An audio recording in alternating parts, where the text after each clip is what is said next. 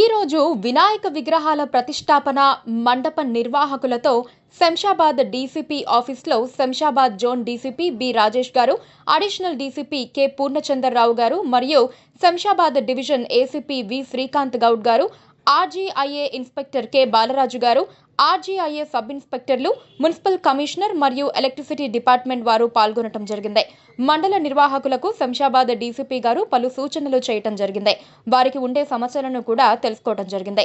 గణేష్ విగ్రహం పెట్టినప్పటి నుండి నిమజ్జనం వరకు చేయవలసిన పలు సూచనలు ఇవ్వటం జరిగింది.